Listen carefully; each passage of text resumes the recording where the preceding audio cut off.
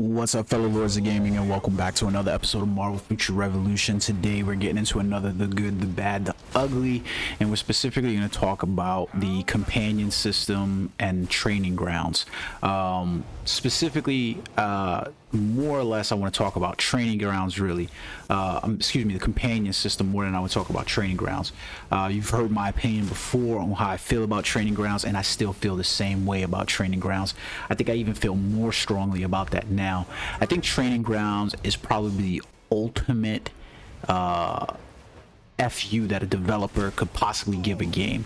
Let me explain something. So typically you play an MMO RPG in any realm or fashion, and the experiences is largely based around being able to min-max characters, level those characters up, go through the grinding process of leveling up characters, and essentially Marvel and Marvel Future Revolution have found a way to minimize that experience. And what I mean by minimize, I mean that they have taken away from the experience, and most of that is done through monetization. So for instance, if you want to jump inside training grounds, right? Training grounds is supposed to be the area of the game in which the player is essentially going to be able to grind the most that they can. You get 3 free hours a week, and basically you're able to obtain some of these rewards inside the game. To be honest with you, rewards are pretty decent in the area overall. However, a lot of this stuff just feels so underdeveloped. Like they just threw something in there and they've got like all these rewards that are hitting you, but they don't seem like they've found an idea in terms of how they should actually be balancing the rewards given versus the time in. Now the rewards are pretty decent now, but the problem is that when we look at the fact that I have to how do I get a more charge time inside this game? Essentially, they want more charge time in the game. Basically, you have to pay for that time. You have to go inside their Marvel Mall. You have to go. I'm trying to get back to this. You have to go inside their Marvel Mall, and you got to purchase bundles and things like that that include training time tickets and stuff like that, so you can see those. Even if you purchase those training time tickets, though, however, right, you're locked into a weekly cap on how much you can grind. Like, that's the funny part about it, right, is that even in trying to monetize something to you, their intent is still dead set on, you know, trying to control the way you play. If you were to level up your character and specializations and stuff, you can see the time gated on RNG there. Even from the way the character levels up, there's RNG there.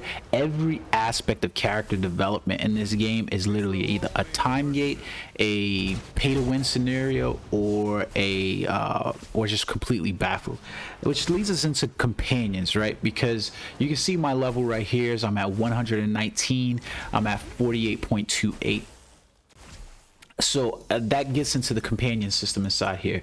The companion system has been one of the most downright ruthless systems that I think that Marvel could have ever added to the game.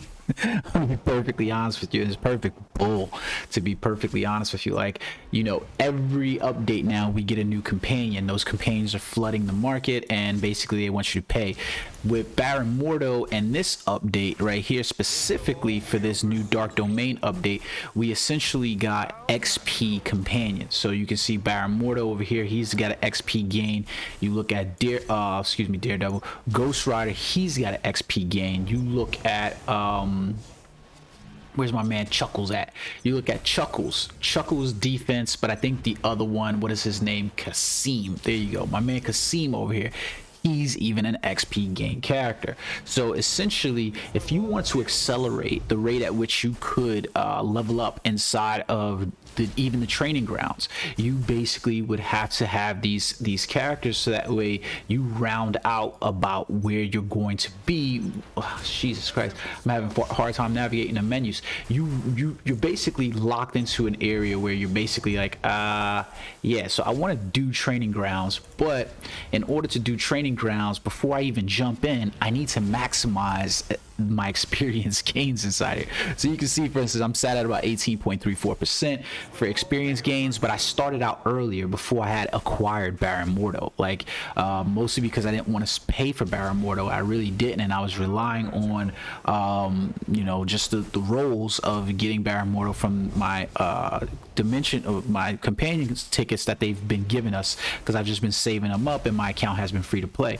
So I finally was able to get Baron Mordo because I used all the crystals that I had saved up in order to get some versions of Baron Mordo. That ended up kicking my XP gain into high gear. But again, we get to see here what I mean by that. Your players that are going to be able to reach 120 in a quick time are going to be those players that either A, got lucky, or B, paid to win. So even going into the training ground area, it's a pay to win scenario. You know, it's a time gated scenario that's put behind pay to win, that's also put behind RNG. And that's the problem essentially with this game, and why I go that is ugly. This is an ugly system because most of the system is gated. Now I want to point out something else about the companions that I really hate in terms of leveling characters up. You're often getting these companions that they're throwing inside the system, and they represent very minuscule updates, you know what I mean? Like, so like even if I were to go inside training grounds, for instance, and the companion, they give you companion shards for the common characters. So your common characters are going to reach up levels. Like you can see, for instance, I've got my man Bob, Agent of Hydra over here. He's a common companion, but I've gotten a lot of shards for Bob, you know what I mean? So Bob is set at level 5, but I want you to notice what his attack bonus is at level 5. It's just 59, a plus 59 attack bonus there, even for Bob at level 5 for a companion, right?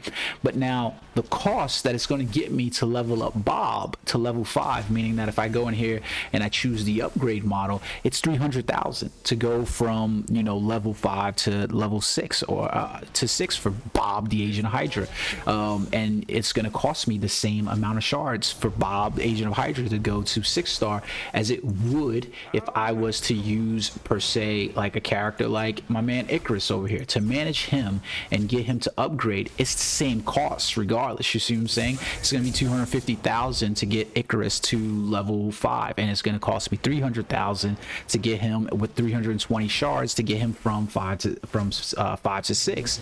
So essentially what we run into here is we see the money wheel, right? It's like what you end up with inside the game is literally this cycle of, you're dealing with a cycle of time gate, RNG, and then pay to win. So like if I had to say it, most of their stuff is sat behind a pay to win model at the very top, and then a time gate is put on well, RNG comes second. And then even if you deal with the RNG of things and you get lucky as a free to play or even as a pay to play player, you still have to deal with the time gate of the environment. So we always are dealing with that endless loop there, right, where it's literally pay to win, RNG, time gate, and that's essentially what you're doing. And you know, nowhere do you realize how prevalent this is, where they introduce a storyline element that is, you know, a whole new second part to the area they are, but the story drops you off at, like, you know, roughly 6 levels below. So I'm not going to be mad because the storyline drops you off from the soft cap, but then you have to deal with the hard cap, and this is where we're at. It's one of those things that just, you know, it baffles the mind in some regards, because you're like, this is not how it should be in a game. It's not how an MMO should represent. So I don't know. I feel like most of it is pretty bad, especially in the case of Baron Mordo, where we're looking at the character and we're saying, hey, you know what?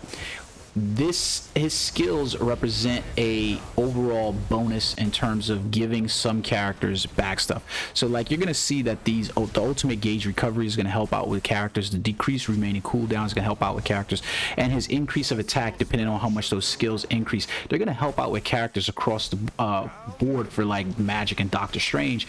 And he's got a pretty nice effect in terms of 8.46. But here goes the problem, right? Is this is a specialized character, highly specialized in terms of what he's given to players individually, meaning, you know, you're playing Doctor Strange, you're playing Magic, you are 100% wanting to have this character for these abilities. But if you're not, you still need this character because they tie something so intrinsic to him, which is the XP gain that you end up having to pay for. So you're paying for him even if you don't need a character like Baron Mordo, because you're playing some other kind of character that's not magic, that's not Doctor Strange. You still need him. So you're still incentivized to buy him because of the XP gain tied. They knew what they were doing there. Players were going to need him because if you wanted to hit that 120 in this first week, you basically had to have Baron Mordo. And if you really wanted to hit that 120 this week, you needed to have a 3-star Baron Mordo. So you see the way what I mean by the shop is going to be always incentivized. The Marvel Mall is always going to be incentivized for you to pull out your purse and for you to pay for those. Because Ghost Rider, he's he's also an XP gain character, but you could get really lucky on him. I happen to just get really lucky on Ghost Rider, and he's at 3-star. So let me know what you guys think in the comment section below. How do you feel about it? Good, bad, or ugly? What do you think about the companion system and how they've now been integrated and tied directly to the leveling of your character as well, forcing your hand almost in some regard to either pay to play or walk away? Until next time, guys, peace.